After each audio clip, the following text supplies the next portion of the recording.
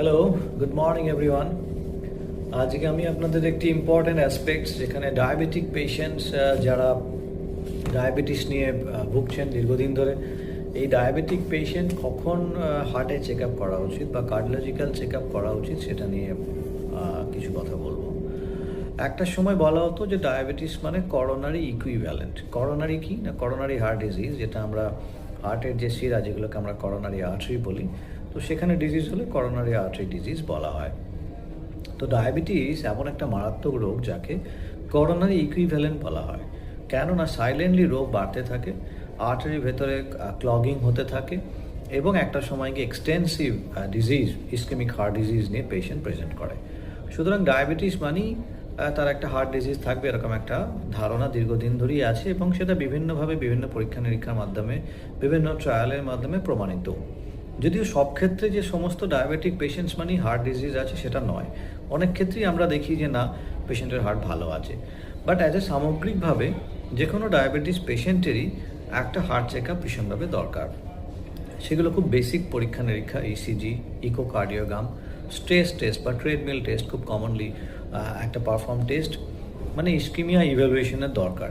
যদি তার risk factors থেকে থাকে, ব্যাড হ্যাবিটস লাইক স্মোকিং থেকে থাকে, স্ট্রং ফ্যামিলি হিস্ট্রি থাকে, জেনেটিক কোনো হিস্ট্রি থাকে, খুব অ্যাগ্রেসিভ নেচার বাড়িতে কারো হার্ট ডিজিজের থেকে থাকে, খুব কম বয়সে হার্ট অ্যাটাকের এরকম হিস্ট্রি থাকে, তাহলে আরও আগে ইনভেসিভ টেস্ট, অ্যাঞ্জিওগ্রাম এগুলো দরকার পড়বে। এবং তার সাথে সাথে লিপিড প্রোফাইল এবং অন্যান্য যে সমস্ত আনুষঙ্গিক রোগ সেগুলোর টেস্টিং ভীষণভাবে দরকার। একটা প্রশ্ন এসে যায় যে ডায়াবেটিস মানে কি তাহলে এখনও করোনারি ইকুইভ্যালেন্ট? না, এখন কিন্তু ডায়াবেটিসকে আমরা করোনারি ইকুইভ্যালেন্ট বলি না, বিকজ আর্লি ট্রিটমেন্ট এবং এক্সটেন্সিভ ট্রিটমেন্ট অনেক ক্ষেত্রেই হার্ট ডিজিজ প্রিভেন্ট করে। বাট এটা মাথায় রাখতে হবে যে আমাদের দেশে ম্যাক্সিমাম ক্ষেত্রে কিন্তু সুগারের যারা পেশেন্ট তারা কিন্তু সঠিকভাবে চিকিৎসা পান না বা চিকিৎসা করেন না বা নিয়মিত ওষুধ খান না।